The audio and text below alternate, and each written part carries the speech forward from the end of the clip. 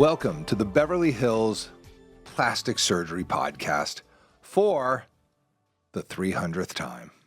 Yay! Bells and whistles, Dr. noisemakers. Millicent Rovelo, my faithful co-host, here for the 300th episode. Cheers. Cheers to that, my friend. Cheers. There we go. I hope that clang made it onto the mics. But yes, we are celebrating 300 episodes. We are all in. I know. Who'd have thought? Who'd have thought way back when that, 6 years later, we'd still be chugging along here? I thought you might do 3 with me and then be out of there. You know, every time I walk in the studio, it was like, distinct possibility. I don't know if this is a good thing, but it's good. 300 episodes is a lot. That's a lot of podcasting. Yes. And so we started this way back when podcasts were like a little on the horizon. And this was pre-COVID, if that tells you anything. If we divide our lives into eras, this was pre-COVID. Yeah. And you already had a podcast because you were doing the Dr. Hockey thing. Yes. And so you already sort of had like a little bit of a setup for how podcasts would work. And then you and I worked together. And I had at the time just friends that would ask me questions all the time about plastic surgery things. Like, is this real? Like, is this legit? Does this work? Should I do this? Is this snake oil? And one friend literally told me, she's like, you should have a podcast because people want to hear like actual real information from a plastic surgeon about all these like kind of girly plastic surgery topics. And so you happened to say something about a podcast. I said something about a podcast and we kind of went, Yeah, I mean, it made sense. And Yeah. we were right there and teed off, and it was awesome. It was awesome. And I think we started like in the office though. Like we were like we had like a Zoom machine, and we were like some microphones, and like it was an pretty old office, like an office you don't even have anymore. So Yeah, that true. office is expired, but that's where we started with like 2 turntables and a microphone, just you and I sitting down, speaking into some mics. And then COVID hit and the whole world kind of turned upside down, but we just kept plugging along with our little podcast. And interestingly enough, that's when the whole world turned into podcasts because, Yeah. everybody was sitting at home. They had a lot of things to say and a lot of time to say it in, and everybody just wanted to say it, and everybody started podcasts. Well, it is it's a unique platform. Well, not anymore, I guess. It was at the time because, you have to like make it. It's got to be a show. Like on. We're plastic surgeons. We give presentations at meetings. We're able to discuss what we do. We discuss what we do with our patients, how it's going to get done. So it's kind of a natural thing. But I will tell you, all you have to do is turn on some other podcasts, and you're just like, whoa, I can't listen to that. It's just, it's weird, and like it's really hard sometimes to like understand that this is it is entertainment at some level. I guess there's information for people here, but you do have to do a show. It is a show, and it definitely is a time commitment. And we do see the numbers of people that started podcasts in 2020. By 2021, like 80% of them had fallen off because you're not doing it every week, and you're not getting the following, you're not getting anything out of it yourself, then it makes sense to let it fall off. But those numbers came down quickly, especially once people started coming back to work. But we're now still, I think, in a steady uptick of podcasts. And I remember listening to somebody, some comedian or somebody was telling this story joke about how back in the day, like in the 40s, people would sit down around the table after dinner and listen to their programs because you'd have all the programs that would come out on a weekly basis and everyone was so excited to see what was happening. And then TV shows came on, and then cable TV, and now we have streaming. And then we have podcasts, and everybody stays tuned and follows their programs again. Yeah, well, I mean, back to our programs. It's very curated information and entertainment. So it is like if you want to hear about plastic surgery in Beverly Hills from people that are busy doing it, like this is the place that you go to do that. It's really straightforward. But I like podcasts in general because I can really dial in what I want to listen to, and I'm not at sort of the mercy of whatever the network has programmed for you. And that's why I think they got away from programming as a term and called it content, which I don't really love that term because it sounds sort of like generic, like you're, open up the lid and pour some content in there and that's it. And Will Arnett tees off on that term all the time on their podcast. And I just don't like it. I don't like the term. It sounds too generic. Like it's all content. Like provider. Yeah. Oh, okay. All right. So that's how it's gonna be. You want to go down that road. Push all the buttons all today. right. Yeah, but provider. All right. Yeah. Fine. I can't. I remember the first time that I heard somebody say, "Oh, he's a preferred provider." I was like, "What do you mean? What does that mean? Like, what do you mean he's a provider? Like, he's a preferred provider for this insurance company. Like, does he work for the insurance company? Yes. What does he provide? Yeah, what does he do? What is he providing?" And they're like, "Oh, well, he provides, medical care." I was like, "Oh, you mean he's a doctor?" Not necessarily. No, but that was but he was a doctor, as a dermatologist, and the front desk person wasn't ready for my wrath, and the poor so front I was desk like, person. yeah, so I lit her up. I was like, provider? Like, really? That's the term? Like, do you know what this provider had to do to become a provider for Cigna? Like, no, wrong. That's not true. That is a doctor, and that doctor is billing the insurance company who has agreed to pay for the care that is provided to the patient. He is not a provider, he's a doctor. Sorry. That was so good. You just walked and stepped right into that. Oh. And so from now on, you when we wanted that, I when could we do tell. this podcast, I'm going to call you a provider of content. You said today might be the day that you slap me. However, It might go be the the other day. direction here. I mean, I don't know that a cage match was intended with this 300th episode, but it's getting there. I get it. I get it. Feel free to push any one of my buttons. I'm sure I have a few. Yes, I'm sure. But the content thing kind of upsets me. But it used to be called programming because of what you said. It was programmed by the networks. The networks decided what you were going to watch. Like, this is what was on. And you didn't have any choice. Like at 8 o'clock, Bonanza is going to be on. You're going to watch, Laverne and Shirley. You're going to watch Friends. You're going to watch whatever. They've already decided, here's what we got for you. Either love it or hate it. Nielsen ratings will tell us whether we rehire these people or not.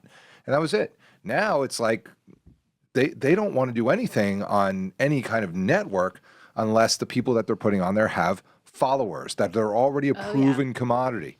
How many followers do they have? Do they have this many followers? Do they have that? Do they have that?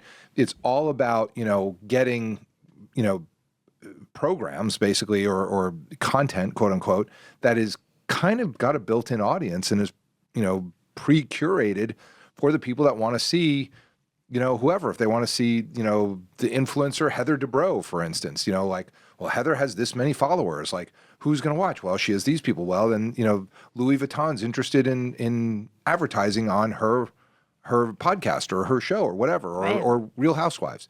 And so the change has been pretty dramatic. And so for us, we know that, patients and other doctors listen to this podcast. That's, prospective patients, previous patients, prospective, any kind of prospective patients, and also the docs who are trying to learn, like a lot of residents and medical students, people interested in plastic surgery, a lot of writers for, all these beauty beat magazines. We get a lot of inquiries about what we're talking about from the industry of plastic surgery.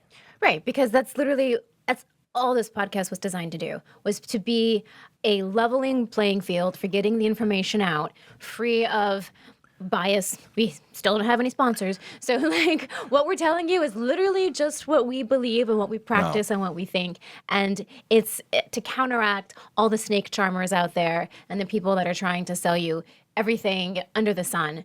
This is just, the information can't get any more straightforward. No, we have not had advertisers for specifically that reason. We've looked into that at some points, but the level of bias that introduces, I think, is it's just not necessary for what we do. Like, we produce this podcast, we pay for it to have it happen. So we don't have, somebody, whispering in your ear, oh, and can you do an ad read at, 30, minutes into the podcast or whatever, and ours aren't even 30 minutes. But that concept, to me, it just made it hard to do this. I think if we did like a lifestyle podcast or something like that, or something different, we could consider it. But I think here, I want our opinions to be those of our, medical origin, what we do and how we do it, and not, influenced by, the breast implant company or the laser company or whatever. Yeah, if we talk about product, like we did a whole Motiva podcast several months ago, it was because we were legitimately excited about the Motiva implants. Right. We didn't get paid for that. No, we sure didn't.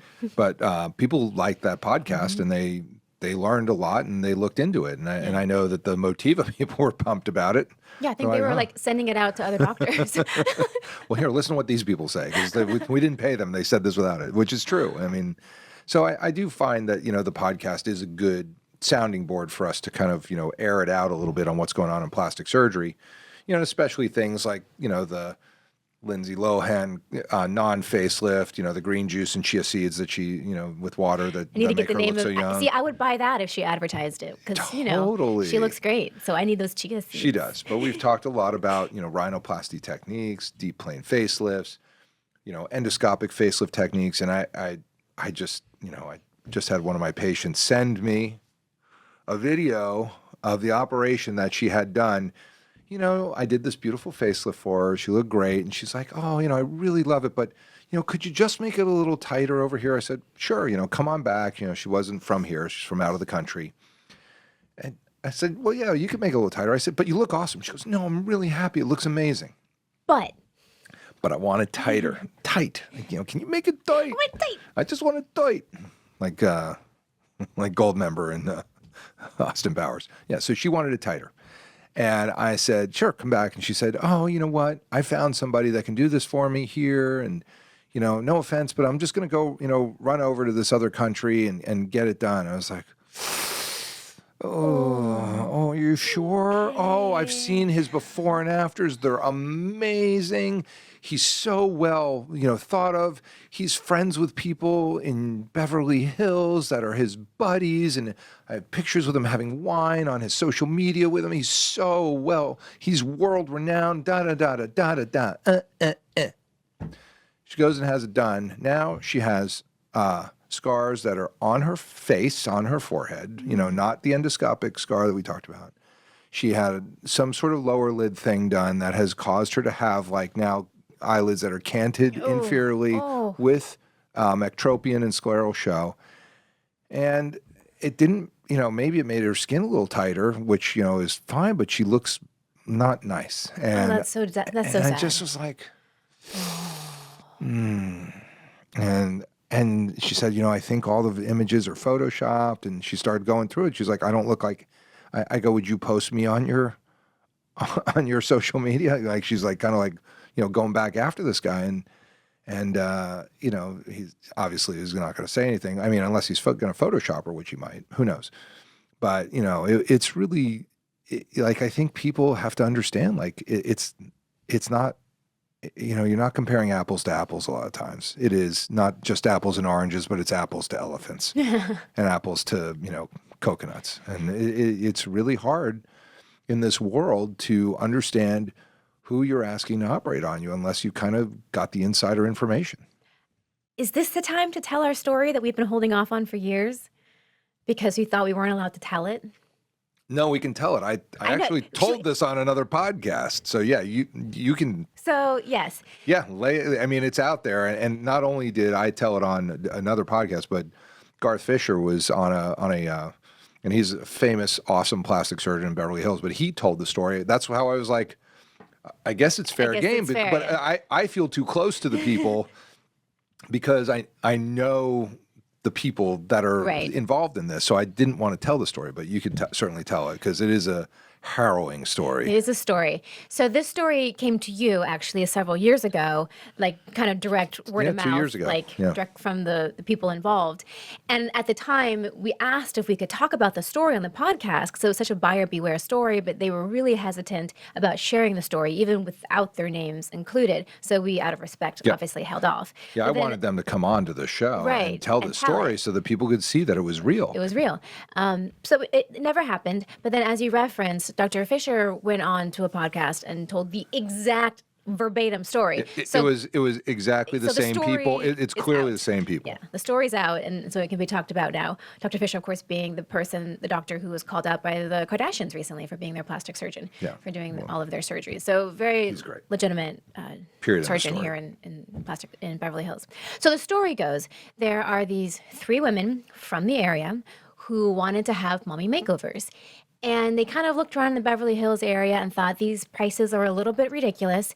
So let's go somewhere else. There are great plastic surgeons in Turkey, we've been told, and look at their social media, look at their befores and afters, and all their advertising. What could go wrong? And by the way, there are great plastic surgeons in There Turkey. are great plastic surgeons. They are not allowed to advertise the way that the ones who work with the government are allowed to advertise. So, Exactly. So my friends who are amazing plastic surgeons in Turkey are not allowed to be on social media. They can be on it, but they can't advertise their practices. Right, that's controlled by the government. So if you're seeing a lot of sponsored advertisements coming out of Turkey, it's because those plastic surgeons have agreed to work with the Turkish government. So these three ladies take a girls' trip, go to Turkey to get their mommy makeovers. Surgeries go fine, they do well right afterwards, and they look good, like high fives all around. And it was cheap. And it was like, a fraction It was of like, the price. like 20% of what it would have cost in Beverly Hills. Right, exactly, 20% of what it would have cost. A fifth. So they fly back to Beverly Hills and things are going okay, but one of them starts to feel a little funny. And she ends up somehow getting to the hospital or the emergency room and getting some labs and getting a CT scan of her abdomen. I think Garth said it was an MRI. An MRI. Whatever. Some kind of imaging study. Some imaging. Which prompted a doctor to come to her and say, "How long have you always had just the one kidney?" What? I'm sorry, what? Which then prompted her other two friends to go and get similar studies. And guess what? All of them are missing a kidney. They're all one kidney humans. They are one kidney humans. So naturally, they call the doctor, the surgeon in Turkey, who they all had surgery with, and he totally owned up to it. He's like, he yeah, says, look, I did I it. have to do it. It's part of my job here. They put a gun to my head. I don't have a choice. It's kind of the deal that I have with the government. And yeah, I don't know if he said the government. I don't want target on my head here from the Turkish government. That's true. We don't know what it was, but basically, like, he was forced to do it, quote unquote. To do it. So he owned up to it. And so that whole story is bonkers and totally crazy. And how this works, if people are at home scratching their heads going, could that even happen? When you're doing the tummy tuck portion of a mommy makeover, you're making an incision through the skin and you get all the way down to the abdominal wall, the rectus muscles, the six-pack muscles. We repair them and bring them back together nice and tight. But for the most part, we are outside of the abdomen. We're working on everything from the muscles. We are outside of the We are outside the abdomen. Just to be clear. We do not want to see the inside of the abdomen where there are intestines and things swirling around. So to get to the kidney, you'd have to open the abdomen, get inside, move all the intestines around, get all the way to the back to find that kidney. Not an easy dissection from that approach, and then harvest the kidney. But then the craziest part, it's not that all that just happened, but that there is some black market network in Turkey that can then take that kidney and successfully transplant it into a person. Because to do that, you're not doing that surgery in a back alley. You need a hospital. You need an ICU. You need a doctor. You need a team. You need to have a patient waiting. So, it's such an intricate, elaborate scheme that I guess, if you really need a kidney, to the highest bidder goes the spoils. It's out there. You can get it. Yeah, I don't know how to do that. That's not something that happens here in the United States. No. If it does, it's completely illegal and off the radar screen. But, this is something that, I was like, we got to have those women on our podcast. I mean, people need to hear that this is, you don't know what, No. And not to say, like, I'm telling you, my friends in Turkey they're amazing surgeons. They're great at what they do. You just don't know. So if you want a recommendation, happy to give you one. Yeah. But I don't, we don't know if you decide Uzbekistan is the place for you to get your plastic surgery. I mean, you can go. I don't know what kind of regulation there is there. I know we all know the stories from Mexico of, people dying under anesthesia, being thrown in the ditch, and people can't find their family members till they find them, and it's over. That stuff does happen, for sure. And it's because they don't have any there's no regulation like there is in the United States. No oversight. There might be a medical board, but it's different. They allow things to slide with less regulation than we do here in the United States. And if you're cool with that, it's totally fine. But, we aren't cool with it. No. That's why we talk about it, because we are under, we just had our Medicare inspection of our surgery center, and everything like how many feet does this have to be, and how many, medications do you have to have on your crash card, and is everything, how often do you have to, go through? It is so rigorous to be in practice here in a way that is, super safe and super lawful. Like the operations are hard enough as it is. Right. You don't want to go someplace to get this stuff done where you're like, who knows what's happening? Yeah, Who are these people? Do I still have 2 kidneys? Yeah, well, that should never cross your mind. Well, so I think It just shouldn't. That's where the old adage comes in, right? If it's too good to be true, then it probably is. There is no such thing as a free lunch. Like, that's where you really have to think about, is it worth it to save this money? Because why am I saving this much money? Message, listen to the Beverly Hills Plastic Surgery podcast. You'll get the information you need. I mean, that's the thing. It is, we were even talking about this morning, like, the hardest thing for patients is, how do I pick a plastic surgeon to do this operation for me? And it's like, do you go by their fancy pants social media? Well, we've already covered that in a bunch of episodes where the fancy pants social media is just that. Fancy pants. It's fancy pants. It's not a reflection of actually what's happening in surgery. Yeah. And people love social media, and they love that it looks nice, and they love that the surgeon seems like some big celebrity star, and that they have celebrity patients, and that they're, in with all the big, like, just like my patient said, oh, he's friends with and named people that I know very well who are, big time plastic surgeons in Beverly Hills. That's great. Yeah. If only plastic surgery worked by proxy and diffusion. Yeah, it doesn't. It doesn't. Just because you're friends with a really good one doesn't necessarily mean that you two are and good. a lot of us who are in Beverly Hills, like, we're sort of known commodities throughout the world because we're in Beverly Hills, and we do speak, like, if you're in Beverly Hills, and we've talked about this before, like, you can't stay unless you can pay the bills to be there. And in order to do that, you got to be good, because people don't come if you suck. Right. And they don't pay you if you suck. And they don't ask you to do things for them if you suck. They only come to you and pay that money that it costs to have somebody who practices in Beverly Hills because it's good, because you're going to get good results. That's the truth. Yeah. I mean, it is. You and I may not like everybody's results and, whatever, but I can honestly say from a rhinoplasty and facelift standpoint, and even from a breast standpoint, a little less from breast, but from the rhinoplasty and face standpoint, if you're getting a facelift or a rhinoplasty by the people that I know in the triangle, it's going to be good. They're good. Yeah. I mean, they're good at it. They're good. They are. Choose your style and choose your flavor, but you're going to get a good one. Guess what, people? Like, there's a reason they're there, and it is true. It's like, you just don't get to stay if you suck. You don't. Yeah, I think so, and I think that's kind of the motto of this podcast. I hope.